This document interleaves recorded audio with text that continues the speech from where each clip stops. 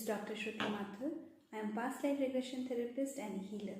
Friends, अगर आपने अभी तक इस चैनल को सब्सक्राइब नहीं करा है तो सब्सक्राइब कर लीजिए और साथ में बेल आइकन को प्रेस करना नहीं भूलिएगा ताकि आपको रेगुलर नोटिफिकेशन मिलते रहें। यूजुअली मुझे वीडियो अपलोड करने में काफ़ी टाइम लग जाता है, लेकिन जो यूट्यूब में कम्युनिटी पोस्ट है वहाँ पे रेगुलर पोस्ट आती रहती हैं। तो अगर आप इसको बेल आइकन को प्रेस करेंगे तो उसका भी नोटिफिकेशन आपको मिलता रहेगा। फ्रेंड्स, परेशानियाँ किसके जीवन में नहीं है? हर व्यक्ति का जीवन अपनी ही अलग तरह की परेशानियों से भरा हुआ है, लेकिन परेशानी आने पर हमारा बिहेवियर उन परेशानियों के लिए कैसा रहता है उसके बेसिस पर ही यहाँ पर दो कैटेगरी बताई गई है, टाइप 1 एंड टाइप 2।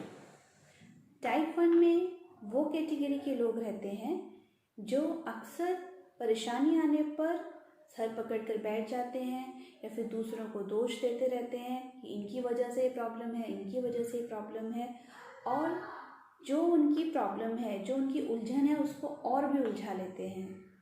वहीं दूसरी कैटेगरी के लोग वो होते हैं जो परेशानी के आने पर एक उनका रिस्पॉन्स बहुत पॉजिटिव रहता है, वो हमेशा सोल्यूशन की तरफ ध्यान देते हैं या फिर उनका सारा फोकस खुद की तरफ रहता है कि मुझे अपने में क्या इम्प्रूवमेंट करना है।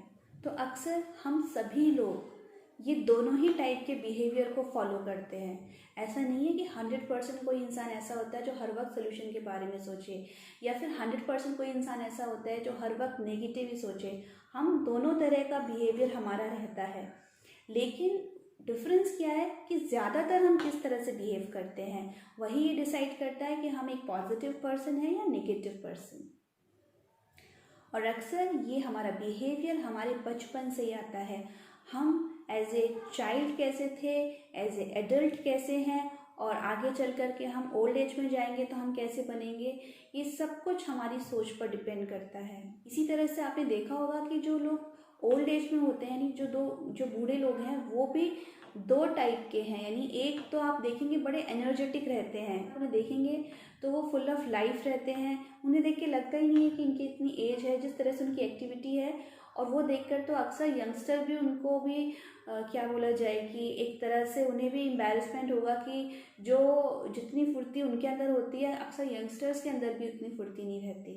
और वहीं कुछ ओल्ड एज के लोग ऐसे रहते हैं जो हर वक्त दूसरों की बुराई करते रहते हैं या फिर ब्लेम करते रहते हैं, इसकी वजह से मुझे दुख है, उसकी वजह से मुझे दुख है, और उनके खुद की कुछ सेल्फ रिस्पॉन्सिबिलिटी नहीं लेते वो अपनी लाइफ को चेंज करने के लिए। तो ये जो सेशन कराने के लिए जो आए थे ये सीनियर सिटीजन हैं, और ये उस कैटेगरी में है जहाँ पर ये अपने आप को कम्प्लीटली बहुत लाइवली रखते हैं। यानी कि बच्चे सेटल हो चुके हैं, शादी होने के बाद यूजुअली आजकल सब अलग अलग सिटीज़ में सेटल्ड हो जाते हैं अपनी जॉब की वजह से या अपने वर्क की वजह से। तो भी ये आराम से, ये उनकी वाइफ हैं, दोनों ने अपने आप को बहुत बिजी कर रखा है। किसी क्लब के ये प्रेसिडेंट हैं या फिर यूजुअली अपने आप को ही बिजी रखते हैं अलग अलग एक्टिविटीज़ में, सोशल सर्विसेज में, हीलिंग सेशंस लेते रहते हैं, और एक्टिंग भी ज्वाइन कर रखा था, एक्टिंग भी कर रहे हैं। तो जब मैंने उनकी लिस्ट देखी मैंने कहा वाह, ये होना चाहिए कि कम्प्लीटली अपने आप को बिजी रखना। सर को हीलिंग सेशंस बहुत अच्छे लगते हैं और ये अक्सर आते रहते हैं। पहले भी ये 1-2 बार आके इन्होंने PLR सेशन लिया है, और जब फर्स्ट 2 सेशंस PLR के लिए थे और जब भी मैं उन्हें पूछती थी कि आप कुछ इशू बताइए तो वो कभी भी कोई इशू बताते नहीं थे कि नहीं बस मुझको एक्सपीरियंस करना है। तो लेकिन मैं फिर भी हमेशा ही पूछती हूँ, चाहे वो एक बार आए या थर्ड टाइम। तो इस बार भी जब आए तो मैंने अगेन आस्क्ड क्वेश्चन कि आप मुझे कुछ तो इशू बताइए कि किस लिए करना है। तो इस बार थोड़ा सा उन्होंने कुछ थोड़ा सा खुलकर बोला, एंड ही सेड कि मुझे हमेशा ऐसा लगता है कि जितना मैंने लोगों के साथ अच्छा किया, जितना मैंने लोगों की हेल्प करी, उतना रिटर्न में मुझे वो चीज़ नहीं मिली, और कहीं ना कहीं ये चीज़ मुझे थोड़ा हर्ट करती है। तो इस बार मुझे वाकई में एक अच्छा कुछ तो मुझे मिला कि हाँ भाई, ये तो कुछ तो पॉइंट माइंड में अब रहेगा। जो हम सेशन करेंगे देखते हैं क्या रहता है, क्योंकि जब भी कोई पास्ट लाइफ रिग्रेशन सेशन के लिए आता है और कहता है मेरे पास कोई इशू नहीं है, तो इसका मतलब या तो वो इनलाइटेंड सोल है, बहुत हायर लेवल की सोल है, इसीलिए उनके पास कोई इशू नहीं है, या फिर इशू तो है लेकिन उन्होंने कहीं ना कहीं उसको सप्रेस करके रखा हुआ है अपने अंदर। तो सर के साथ क्या था कि उनका जो माइंड था बहुत ही लॉजिकल और बहुत एनालिटिकल माइंड था उनका। तो इस वजह से जिन जो भी लोग जो बहुत एनालिटिकल है, बहुत लॉजिकल है, जब भी वो PLR सेशन के लिए ऐसे लोग जाते हैं तो या तो उन्हें कुछ भी दिखाई नहीं देता या फिर बहुत लिमिटेड सीन्स होते हैं।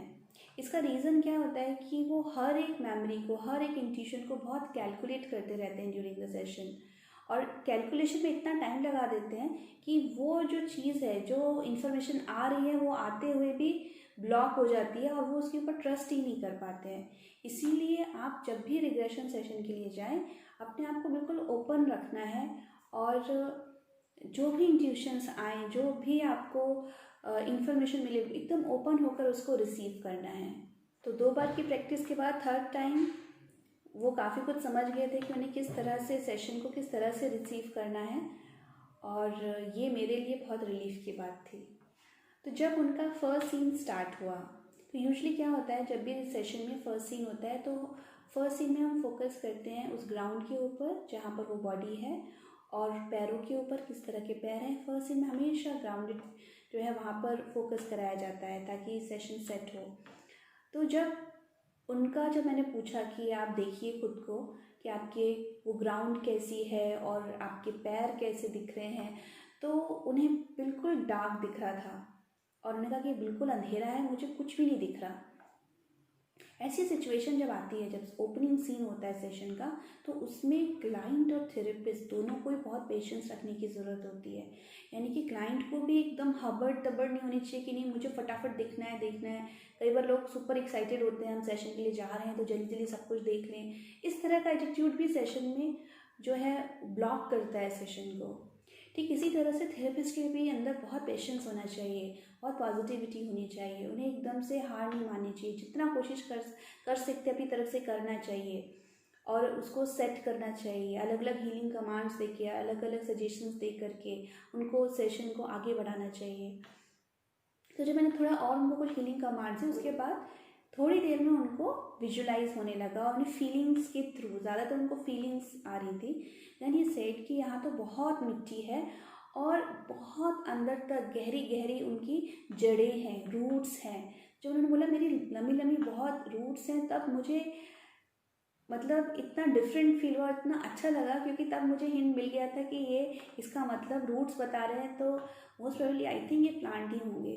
आफ्टर सम टाइम जब मैंने कहा कि ऊपर की तरफ देखिए, चेतना के तौर पर हम सब कुछ देख सकते हैं, सब कुछ जान सकते हैं, क्योंकि कॉन्शियसनेस की कोई लिमिट नहीं है। फिजिकल बॉडी की तो लिमिट है कि हम इतनी दूर तक देख सकते हैं या इतना पता कर सकते हैं, लेकिन जब हम एक सोल लेवल पर कनेक्ट होते हैं तो कॉन्शियसनेस कितना भी एक्सपांड हो सकती है, कितना भी कुछ भी देख सकती है, सब कुछ जान सकती है।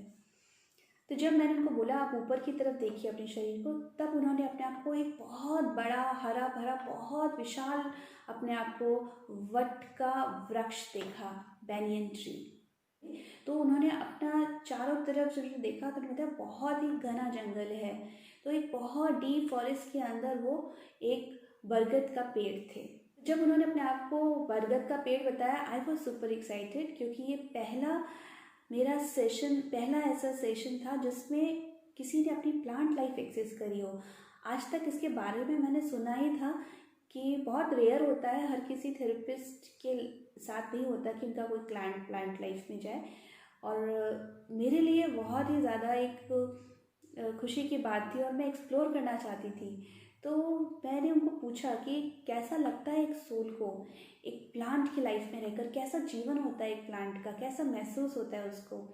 तो विदाउट एनी सेकेंड्स उन्होंने इमीडिएट रिप्लाई किया कि बहुत ही अच्छा लग रहा है, बहुत ही लाइवली फील हो रहा है। उस लाइवली फीलिंग को, उस अच्छे एहसास को मैंने उनको फील करने दिया ताकि उनके अंदर डीपर लेवल पर उनको हीलिंग हो। उनको जस्ट एक सजेशन दिया कि आप अपनी रूट्स के साथ कनेक्ट हो और आप ये जो अर्थ है उसके अंदर से नरिशमेंट लीजिए, कनेक्ट होइए, फील करिए। और बस मैंने ये सजेशन उनको दिया था, एकदम से उनका जो ब्रीदिंग पैटर्न है वो बिल्कुल चेंज हो गया और मुझे बिल्कुल ऐसा फील हो रहा था कि जैसे वो अपनी पूरी बॉडी से breathe in and breathe out कर रहे हैं कंप्लीटली। जैसे वो मेरे सामने, ऐसा नहीं लग रहा था कि कोई ह्यूमन है, ऐसा लग रहा था कोई पेड़ ही है। बहुत डीप ब्रेथ उनका, बहुत एक बिल्कुल डिफरेंट, मैं डिस्क्राइब भी नहीं कर सकती उस सीन को कि वो कैसा सीन था। और अचानक से उनके इतना सारा, उनके टीयर्स, उनके इतना सारा, मैं क्या बोलूँ, आंसू थे कि पानी था या इमोशंस थे। अलाउड हिम कि वो पूरा फील करें। मैं कुछ भी नहीं, जस्ट मैंने उनको अलाउ किया, मैंने कुछ भी उनको सजेशन नहीं दिया, उसको कुछ भी नहीं बोला। और इतना उन्होंने इतने इमोशंस उस वक्त रिलीज़ किए। जब मैंने कहा कि अब अपने डेथ सीन की तरफ देखिए कि आप शरीर छोड़ रहे हैं, अब आपका कैसा है, वो पेड़ कैसे दिख रहे हैं इस समय, तो उन्होंने कहा कि पूरा पेड़ पूरा ड्राई हो चुका है, एकदम सूख चुका है वो पेड़। जब वो बैठे, मैंने कहा कैसा फील हो रहा है, तो उनको इतना हल्का फील हो रहा था। तो उन्होंने जिस करके ऐसा लगा जैसे मन से कुछ बोझ सा हट जाता है, कुछ डिफरेंट और कम्प्लीटली लाइट। वो एक बहुत पॉजिटिव उनके अंदर फीलिंग थी।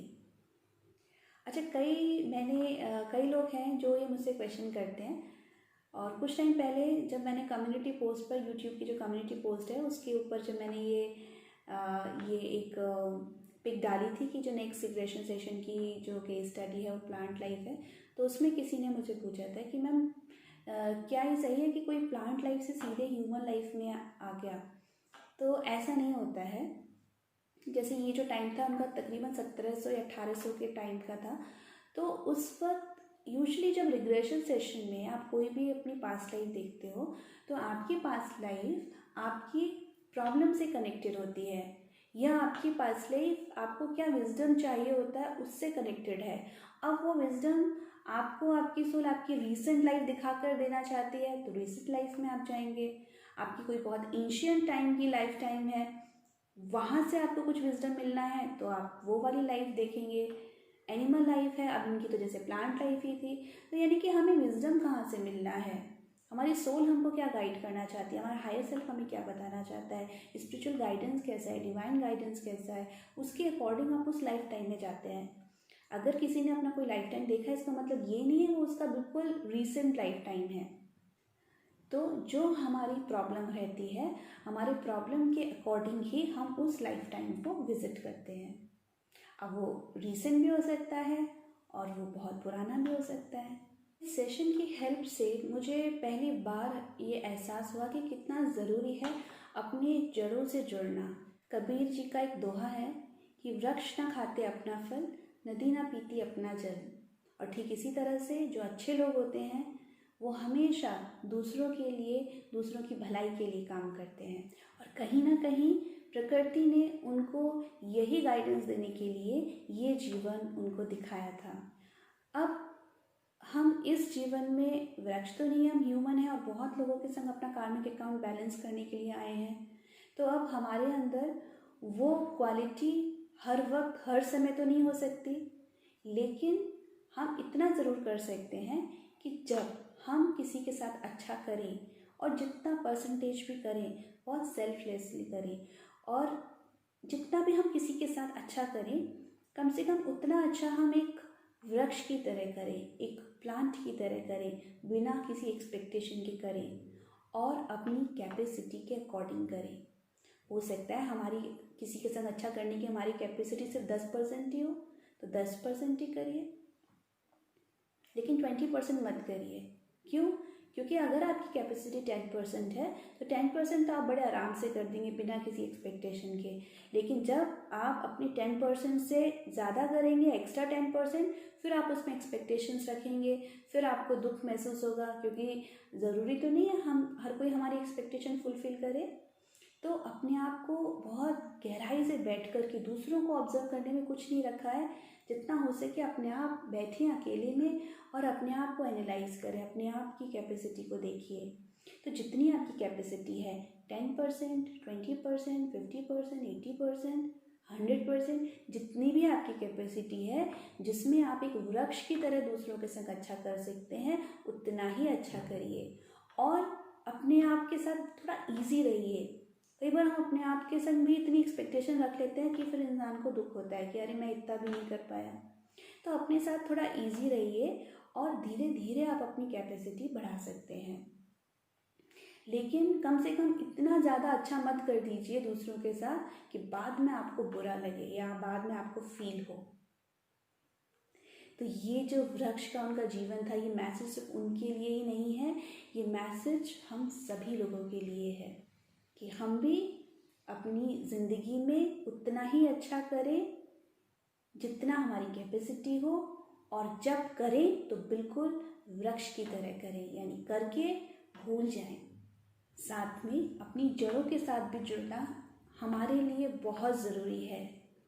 जब तक हम अपनी जड़ों से नहीं जुड़ेंगे, हमारा जीवन कभी भी हरा भरा नहीं रह सकता। तो पहली जड़ तो है हमारी प्रकृति, यानी कि जितना हो सके आप डेली, वीकली, मंथली या ईयरली, जब भी आपको समय मिले, आप नेचर के साथ अपना समय, नेचर में अपना टाइम ज़रूर स्पेंड करें, और आप फील करेंगे कि आप कितने अपने अंदर हीलिंग फील करते हैं। ये ज़रूर करिए। दूसरी जड़ें हमारे पेरेंट्स के साथ जुड़ी हुई हैं, यानी कि जब भी आपको समय मिले अपने पेरेंट्स से बात ज़रूर करें। अगर दूर रहते हैं तो आप कॉल पर बात कर सकते हैं, और अगर पास में रहते हैं तो ऐसे ही जस्ट हाल चाल पूछ सकते हैं। और अगर आपके पेरेंट्स नहीं हैं तो आप पेरेंट्स के जैसे ही कोई एल्डरली जो लोग होते हैं, जो कोई आसपास में कोई हो, वो कोई भी हो सकते हैं, वो काम वाली बाई भी हो सकती है, वो कोई आसपास के बुजुर्ग कोई हो सकते हैं, आप उनसे भी एक स्माइल भी उनको देख के करते हैं, या कैसे हैं आप एक सेंटेंस से बोलते हैं, तो भी आपकी हीलिंग होगी। तो ये बहुत ज़रूरी है, पहला अपने पेरेंट्स के साथ अपनी रिलेशनशिप हील करना। And most of the time सबसे ज़्यादा जो कार्मिक अकाउंट बनता है वो पेरेंट चाइल्ड रिलेशनशिप में रहता है, और मैक्सिमम ये डैमेज होती है। तो आपको अपने पेरेंट्स के साथ अपनी रिलेशनशिप को हील करना है। वो हो सकते हैं मदर हो या फादर हो या दोनों हो, तो उनके साथ अपनी रिलेशनशिप को हील करिए। और जब आप हील करेंगे तो आपकी जड़ें स्ट्रांग होगी और आप अपने अंदर बहुत अच्छा महसूस करेंगे। और आखिरी जो जड़ होती है, आखिरी जो रूट है हमारी, जो तीसरी है, वो हमारी डिवाइन से जुड़ी हुई है, यानी कि ये वो रूट है जो सबसे स्ट्रांग रूट है। और ये रूट है जहाँ जो आत्मा और परमात्मा, यानी कि जो भगवान से कनेक्टेड होती है, यानी कि जो स्पिरिचुअल एनर्जी से कनेक्टेड रहती है। तो अगर आप कर सकते हैं, और मोस्टली वैसे लोग करते ही हैं, दिन में थोड़ा सा समय निकाल करके आप अपनी हीलिंग के लिए टाइम निकालें, या फिर आप जिस भी रिलीजन के हैं अपने रिलीजन के अकॉर्डिंग आप प्रैक्टिस करिए, लेकिन कुछ टाइम आप सिर्फ और सिर्फ अपने साथ बैठिए, जहाँ सिर्फ आप हो और डिवाइन पावर हो। तो जब आप डिवाइन एनर्जी से कनेक्टेड रहते हैं तो again you receive so much healing, अपने अंदर इतनी हीलिंग आती है और आपको बहुत स्ट्रेंथ मिलती है अपनी परेशानियों से लड़ने के लिए। तो एक पेड़ की तरह अपने जीवन को हरा भरा अगर आपको रखना है तो हमेशा अपनी रूट्स के साथ कनेक्टेड रहिए। आपके पास जो भी रिसोर्सेज हैं, तन मन और धन, उसको सेल्फ हीलिंग में लगाइए, क्योंकि एक हीलिंग ही है जो हर सोल का सॉफ्टवेयर अपग्रेड करती है। इसी मैसेज के साथ मैं आप सभी लोगों से विदा लेती हूँ। होप आपको ये एपिसोड अच्छा लगा हो। नमस्ते।